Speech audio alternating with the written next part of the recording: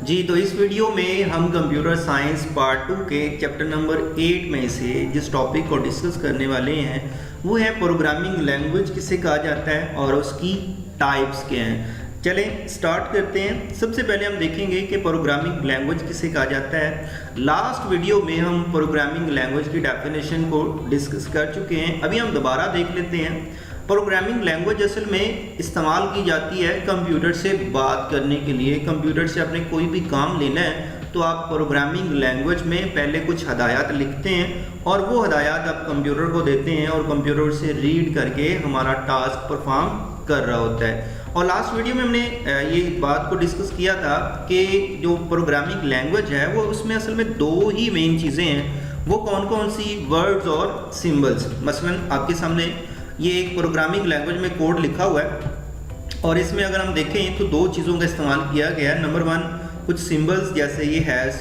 हमारे पास सिंबल है। इसी तरह हमारे पास ये एंगल ब्रैकेट्स जो हैं ये सिंबल्स हैं। ये पेरेंथेसिस हमारे पास सिंबल हैं। ये कर्ली ब्रेसेस हमारे पास सिंबल्स हैं।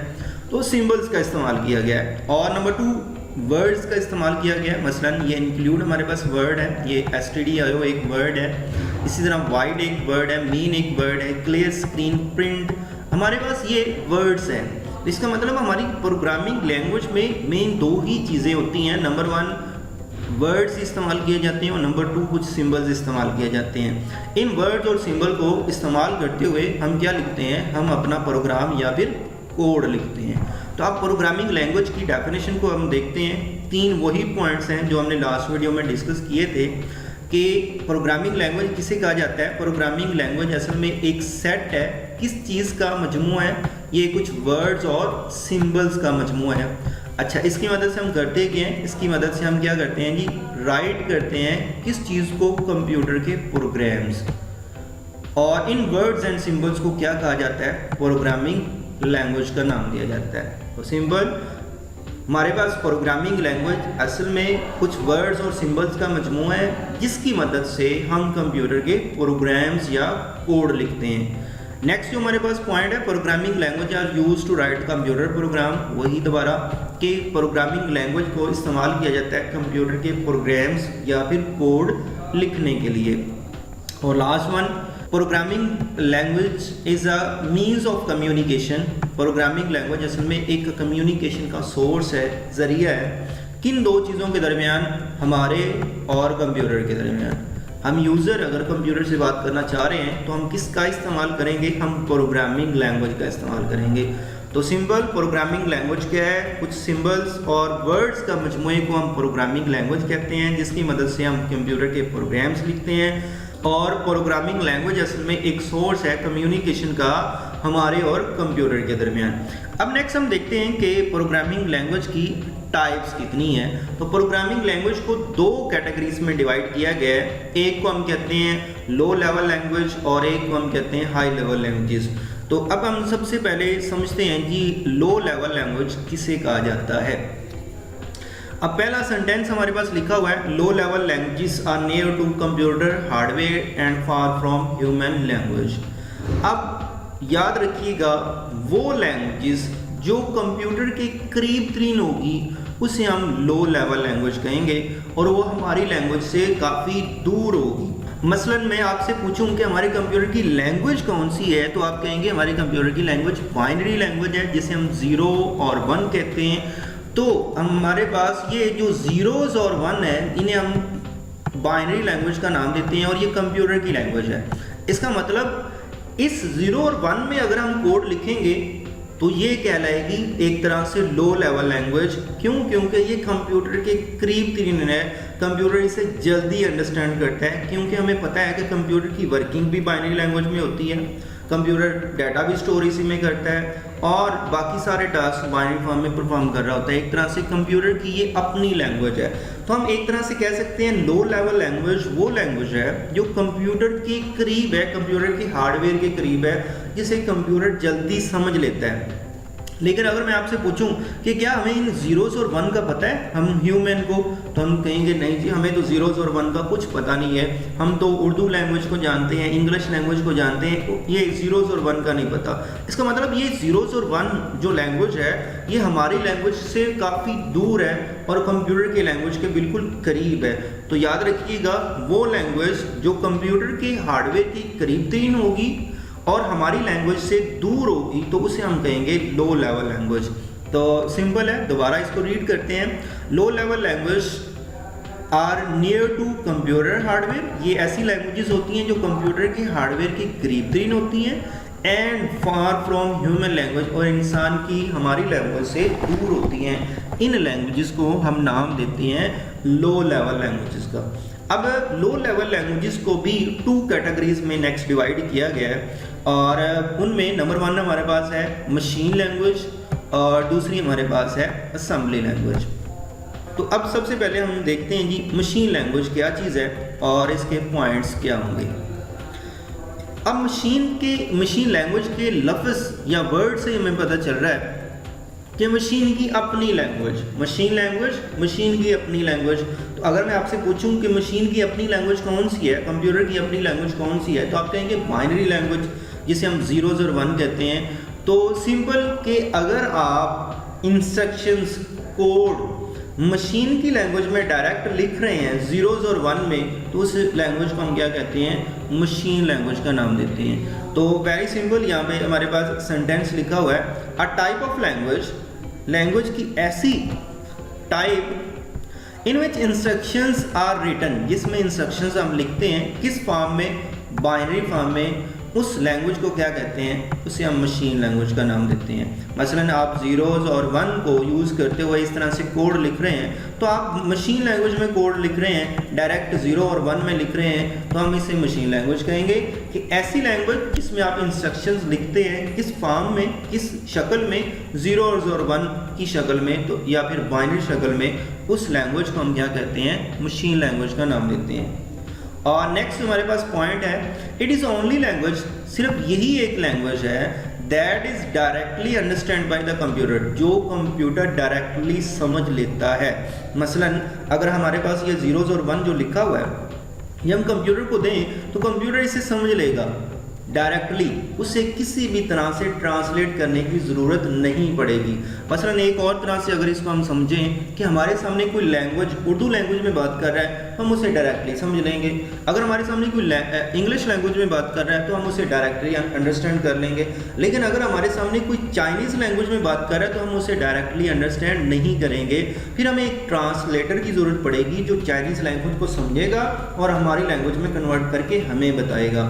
तो इट मीन्स ऐसी लैंग्वेज जिसे कंप्यूटर डायरेक्टली समझ लेता है, किसी तरह के ट्रांसलेटर की ज़रूरत उसे नहीं पड़ती, उस लैंग्वेज को हम क्या कहते हैं, मशीन लैंग्वेज कहते हैं। तो दूसरा पॉइंट दोबारा पढ़ते हैं, it is the only language that is directly understand by the computer. ये सिर्फ लैंग्वेज है जिसे कंप्यूटर हमारा डायरेक्टली अंडरस्टैंड करता है, समझता है। Next point, it is the native language of computer. इसे कंप्यूटर की नेटिव का मतलब होता है बुनियादी या फिर आप कह सकते हैं फंडामेंटल लैंग्वेज कंप्यूटर की।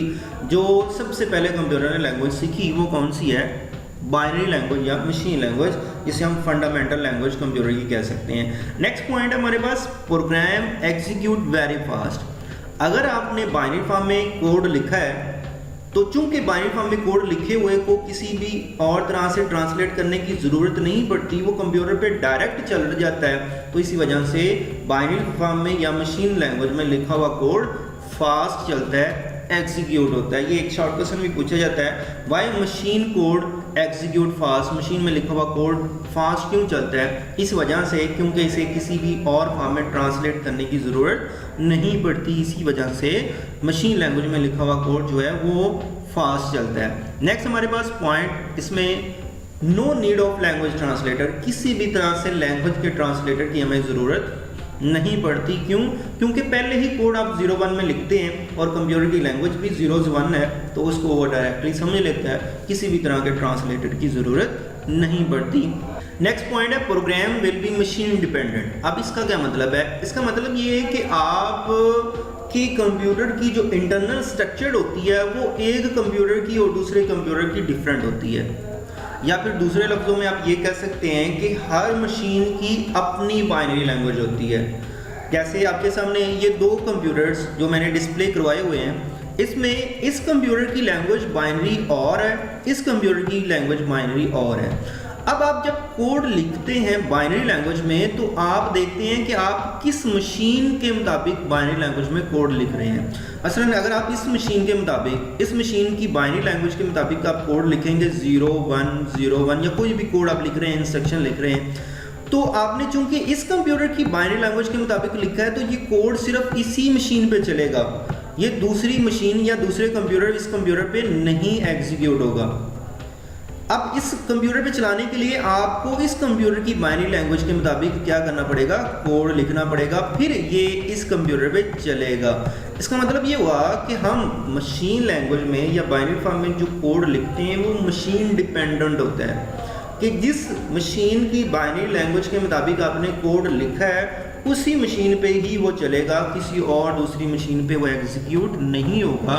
इस चीज़ को हम कहते हैं मशीन डिपेंडेंट प्रोग्राम। तो हम बाइनरी फॉर्म में जो कोड लिखते हैं वो मशीन डिपेंडेंट होता है। और लास्ट वन इसमें है every computer has its on machine language. वही बात जो अभी मैंने की कि हर कंप्यूटर की, हर मशीन की अपनी मशीन लैंग्वेज होती है, अपनी बाइनरी लैंग्वेज होती है, क्योंकि इनका इंटरनल स्ट्रक्चर डिफरेंट कंपनीज का डिफरेंट होता है। इसी वजह से डिफरेंट जो मॉडल्स होते हैं कंप्यूटर के, उनकी अपनी मशीन लैंग्वेज डिफरेंट होती है। और लास्ट वन हमारे पास पॉइंट है मशीन लैंग्वेज का, difficult to understand and learn, so it takes lot of time for writing and modifying the program. क्योंकि मशीन लैंग्वेज बाइनरी लैंग्वेज है और उसको अंडरस्टैंड करना हमारे लिए मुश्किल है, तो यही वो बात कर रहा है कि इस लैंग्वेज को हमारे लिए अंडरस्टैंड करना और हमारे लिए सीखना बहुत ज़्यादा टाइम कंज्यूमिंग है, और इसमें कोड लिखते हुए और मॉडिफाई करते हुए आपको बहुत ज़्यादा टाइम लगता है। तो ये ऐसी लैंग्वेज है जिसे हम जल्दी अंडरस्टैंड नहीं कर पाते, तो ये हमारे लिए अंडरस्टैंड करना, इसको सीखना मुश्किल होता है। नेक्स्ट है हमारे पास असेंबली लैंग्वेज। असेंबली लैंग्वेज में पहला पॉइंट ये है कि असेंबली लैंग्वेज भी लो लेवल लैंग्वेज की एक कैटेगरी में आती है, और इसे कहा जाता है एक वन स्टेप हाई है मशीन लैंग्वेज से। क्या मतलब, मशीन लैंग्वेज चूँकि बहुत ज़्यादा डिफ़िकल्ट थी, उसमें ज़ीरोज़ और वंस में हम कोड लिखते हैं, हमारे लिए अंडरस्टैंड करना, राइट करना, मॉडिफाई करना प्रोग्राम बहुत ज़्यादा मुश्किल होता है। तो फिर उन्होंने असेंबली लैंग्वेज निकाली। अब असेंबली लैंग्वेज में हम कोड ज़ीरोज़ और वंस में नहीं लिखते, असेंबली लैंग्वेज में हम कोड लिखते हैं इंग्लिश लाइक वर्ड्स को यूज़ करते हुए। अब देखें, इसमें हमें तीसरे पॉइंट में बताया गया मशीन इंस्ट्रक्शंस। इसमें हम मशीन के लिए जो हदायत लिखते हैं वो रिप्लेस की जाती हैं, या किसके साथ हम लिखते हैं, वो इंग्लिश लाइक वर्ड्स के साथ लिखते हैं। और वो इंग्लिश लाइक वर्ड्स जो है हमारे पास, उन्हें हम क्या नाम देते हैं, उन्हें निमोनिक्स का नाम दिया जाता है। अब मसलन जैसे हमारे पास ये हाई लेवल लैंग्वेज एक 3 वर्ड्स हैं, और अगर आप इसे शॉर्ट फॉर्म में लिखें तो आप इसे इस तरह से लिख सकते हैं HLL, हाई लेवल लैंग्वेज। इसी तरह एडिशन जैसे है, ये एडिशन एक पूरा हमारे पास वर्ड है और इसे शॉर्ट फॉर्म में आप ऐसे लिख सकते हैं। मल्टीप्लिकेशन को आप शॉर्ट फॉर्म में इस तरह से लिख सकते हैं। तो असेंबली लैंग्वेज में ज़ीरोज़ और वन कोड नहीं लिखा जाता, इसमें हम कुछ सिंबल्स का इस्तेमाल करते हुए कोड लिखते हैं। इसी वजह से इसे असेंबली लैंग्वेज कहते हैं। सिंबल से असेंबली, याद रखिएगा, इसमें सिंबल्स इस्तेमाल किए जाते हैं। और वो सिंबल्स कैसे हैं, शॉर्ट हम सिंबल्स इस्तेमाल करते हैं। जैसे ये ऐड का कीवर्ड है, मल्टीप्लिकेशन के लिए हम UL यूज़ करते हैं। तो इस तरह से शॉर्ट फॉर्म में आप कुछ सिंबल्स इस्तेमाल करते हुए कोड लिखते हैं, तो उस लैंग्वेज को हम असेंबली लैंग्वेज का नाम देते हैं। और इन सिंबल्स को क्या कहा जाता है, इन सिंबल्स को हम निमोनिक्स का नाम देते हैं। अब नेक्स्ट हम देखें तो जैसे अभी हमने बात की कि असेंबली लैंग्वेज में कोड ज़ीरोज़ और वन में नहीं लिखा जाता, इसमें कुछ सिंबल्स का इस्तेमाल करते हुए हम कोड लिखते हैं। तो आपके सामने एक डायग्राम बनाई है मैंने आपको समझाने के लिए। ये एक यूज़र है फर्स्ट कर लें, और वो कोड लिखेगा असेंबली लैंग्वेज को यूज़ करते हुए। और जैसे उसने ये एडिशन के लिए, मल्टीप्लिकेशन के लिए कुछ कोड लिखा है। अब चूंकि हमारा ये कोड ज़ीरोज़ और वन में तो है नहीं, कंप्यूटर किस लैंग्वेज को समझता है, ज़ीरोज़ और वन को। तो इसका मतलब इस असेंबली लैंग्वेज के कोड को हमें कन्वर्ट करना पड़ेगा ज़ीरोज़ और वन में। तो उसके लिए भी हम एक सॉफ्टवेयर का इस्तेमाल करते हैं और उस सॉफ्टवेयर को क्या कहते हैं, असेंबलर कहते हैं। तो देखिए एक यूज़र आया, उसने कोड लिखा असेंबली लैंग्वेज में, ये कोड किसको दे दिया जाएगा, असेंबलर को। असेंबलर इस कोड को कन्वर्ट कर देगा किसमें, ज़ीरोज़ और वन में, और ये ज़ीरोज़ और वन कंप्यूटर्स को दिए जाएंगे और कंप्यूटर उसे एग्जीक्यूट करेगा, चलाएगा। क्योंकि असेंबली लैंग्वेज में कोड ज़ीरोज़ और वन में नहीं लिखा जाता, तो फिर इसमें हमारे लिए कोड लिखना बिल्कुल आसान होगा, हमारे लिए इसमें कोड को मॉडिफाई करना बिल्कुल आसान होगा, किसकी बजाय, मशीन लैंग्वेज की बजाय। नेक्स्ट हमारे पास है पॉइंट ये कि असेंबली लैंग्वेज को मोस्टली यूज़ किया जाता है सिस्टम सॉफ्टवेयर को राइट करने के लिए, लिखने के लिए। मसलन जैसे डिवाइस ड्राइवर्स होते हैं वो असेंबली लैंग्वेज में लिखे जाते हैं, जैसे यूटिलिटी प्रोग्राम्स होते हैं वो असेंबली लैंग्वेज में लिखे जाते हैं। इसी तरह जैसे विंडोज़ या इस तरह के जो सिस्टम सॉफ्टवेयर्स हैं उनको लिखने के लिए मोस्टली असेंबली लैंग्वेज का इस्तेमाल किया जाता है। अब नेक्स्ट पॉइंट वही जो अभी हम डिस्कस कर चुके हैं, assembly language programme can not execute directly, ये कंप्यूटर के ऊपर डायरेक्टली नहीं चलेगा। क्यों? क्योंकि इसमें ज़ीरोज़ और वन में कोड नहीं लिखते हम। तो अ ट्रांसलेटर जिसे हम असेंबलर कहते हैं is use to convert assembly language program into machine language. एक ट्रांसलेटर असेंबलर हम यूज़ करेंगे जो असेंबली लैंग्वेज के कोड को ज़ीरोज़ और वन में कन्वर्ट करेगा। और last one point, machine dependent, ये इसका कोड भी, असेंबली लैंग्वेज का कोड भी मशीन डिपेंडेंट होता है। सो इसी वजह से इसे लो लेवल लैंग्वेज की कैटेगरीज में काउंट किया जाता है। तो याद रखिएगा, हर वो लैंग्वेज जो मशीन डिपेंडेंट होगी वो लो लेवल लैंग्वेज कहलाएगी। तो ये हमने लो लेवल लैंग्वेज की टू कैटेगरीज को डिस्कस किया, एक मशीन लैंग्वेज और एक असेंबली लैंग्वेज। तो नेक्स्ट हम देखते हैं, हमारे पास है हाई लेवल लैंग्वेज, और हाई लेवल लैंग्वेज बिल्कुल सिंपल, बिल्कुल आसान है। अब देखते हैं आपके सामने जो अभी तक हमने प्रोग्राम एक डिस्कस किया वही आपके सामने ये मैंने लिखा हुआ राइट साइड पे। अब ये प्रोग्राम मैंने हाई लेवल लैंग्वेज में लिखा है। देखें वेरी सिंपल, इंक्लूड एक वर्ड है जिससे हमें पता चलता है, इंग्लिश का वर्ड है कि ये चीज़ शामिल करो। इसी तरह वाइड का हमें पता है, मेन का हमें पता है, क्लियर स्क्रीन क्या होती है, प्रिंट का मतलब हमें पता चलता है कुछ चीज़ प्रिंट की जा रही है। तो इसका मतलब ये हुआ कि हाई लेवल लैंग्वेज ऐसी लैंग्वेज होती है जो हमारी लैंग्वेज के करीब तरीन होती है, जिसे हम जल्दी समझ लेते हैं, और कंप्यूटर की लैंग्वेज के करीब तरीन नहीं है, क्योंकि कंप्यूटर की लैंग्वेज के करीब तरीन तो ज़ीरोज़ और वन है। तो इसमें ज़ीरोज़ और वन में हम कोड चूँकि नहीं लिखते, तो इसका मतलब ये हुआ कि हाई लेवल लैंग्वेज ऐसी लैंग्वेज हुई जो हमारी लैंग्वेज के करीब तरीन होगी, इंग्लिश लाइक वर्ड सेंटेंसेस इसमें इस्तेमाल किए जाएंगे, और ये कंप्यूटर की लैंग्वेज के करीब तरीन नहीं होगी। तो इस लैंग्वेज को हम क्या कहते हैं, हाई लेवल लैंग्वेज कहते हैं। अब इसके पॉइंट्स देखते हैं जो हमारे सामने लिखे हुए हैं। A type of language that is close to human language, ऐसी लैंग्वेज की कैटेगरी जो इंसानों की लैंग्वेज के करीब तरीन होती है, उसे हम क्या कहते हैं, उसे हम हाई लेवल लैंग्वेज का नाम देते हैं। अब इसमें हदायत कैसे लिखते हैं वो हमें बता रहा है। इंस्ट्रक्शंस इन दीज लैंग्वेजेस, जो हदायत हैं वो इन लैंग्वेजेस में कैसे लिखी जाती हैं, are similar to English input. जैसे हमें पता है इनपुट का मतलब क्या होता है, कंप्यूटर को कुछ देना, प्रिंट जैसे स्क्रीन के ऊपर कोई चीज़ प्रिंट करवाना या जैसे भी। तो हमें पता है कि ये प्रिंट और इनपुट क्या इंग्लिश के कुछ वर्ड्स हैं। तो इसका मतलब ये हुआ कि इस लैंग्वेज में हम कोड इंग्लिश के वर्ड्स और सेंटेंसेस को यूज़ करते हुए राइट करते हैं। अब चूंकि ये ऐसी लैंग्वेज है जो हमारी लैंग्वेज के करीब तरीन है और इसे हम जल्दी अंडरस्टैंड कर लेते हैं, तो इसका मतलब ये हुआ कि हमारे पास पॉइंट नंबर 3 अगर हम देखें तो ये लिखा हुआ है कि इजी टू अंडरस्टैंड। ये ऐसी लैंग्वेज है जिसे हम जल्दी समझ लेते हैं, आसानी से अंडरस्टैंड कर लेते हैं।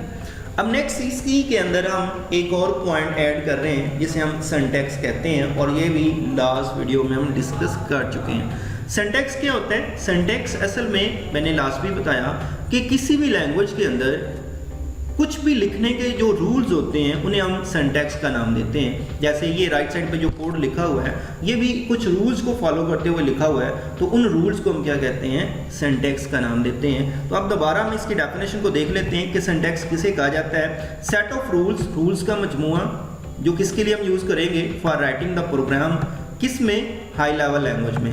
हाई लेवल लैंग्वेज में प्रोग्राम को लिखने के जो रूल्स हैं उन्हें हम सिंटैक्स का नाम देते हैं। और ये भी हमने लास्ट टाइम बात की थी, each language has its own syntax, her language का अपने रूल्स होते हैं, अपने सिंटैक्सेस होते हैं। और लास्ट वन इसमें पॉइंट लिखा हुआ है, instruction must be written according to the syntax. जब भी आप कोड लिखेंगे तो आप उन रूल्स को लाजमी फॉलो करते हुए कोड लिखेंगे, अदरवाइज आपका कोड रॉन्ग कंसीडर किया जाएगा और वो कंप्यूटर पे एग्जीक्यूट नहीं होगा। और लास्ट वन इसमें पॉइंट है हमारे पास, a program can not converted into machine language if it contain any syntax error. अभी जैसे हमने बात की कि अगर आप कोड लिखते हुए रूल्स को फॉलो नहीं करते तो उसे हम क्या कहते हैं, सिंटैक्स एरर का नाम देते हैं और आपका कोड कन्वर्ट नहीं होगा जीरोज और वन में। अब अगर आप नीचे देखें तो डायग्राम की मदद से असेंबली लैंग्वेज की तरह इसको भी मैंने एक्सप्लेन करने की कोशिश की है कि ये एक हमारे पास यूज़र है जो हाई लेवल लैंग्वेज में कोड लिखेगा और हाई लेवल लैंग्वेज का कोड चूंकि जीरोज और वन में नहीं है तो फिर हमें इसे भी ट्रांसलेट करना पड़ेगा। और ये कोड आप देंगे किसको, कंपाइलर को देंगे। मोस्टली आजकल जो हम ट्रांसलेटर यूज़ करते हैं हाई लेवल लैंग्वेज के लिए वो कंपाइलर ही इस्तेमाल करते हैं। तो ये कोड हाई लेवल लैंग्वेज का दिया जाएगा किसको, कंपाइलर को, और कंपाइलर फिर कन्वर्ट कर देगा किसमें, जीरोज और वन में, और फिर ये जीरोज और वन कंप्यूटर पे एग्जीक्यूट होंगे। जैसे आपके सामने ये सारा कोड क्या है, ये हमने हाई लेवल लैंग्वेज में लिखा है। तो ये फर्स्ट करना ये लिखा गया यहाँ पर, और ये फिर दिया जाएगा ट्रांसलेटर को, ट्रांसलेटर मतलब कंपाइलर कन्वर्ट करेगा जीरोज और वन में, और फिर ये आपके कंप्यूटर पे एग्जीक्यूट होगा और इसके ऊपर आउटपुट आएगी। तो ये थी हमारे पास हाई लेवल लैंग्वेज और उसके सारे पॉइंट्स हमने डिस्कस किए। तो बिल्कुल आसान सा टॉपिक है और बहुत अहम टॉपिक है जो आज हमने कवर किया।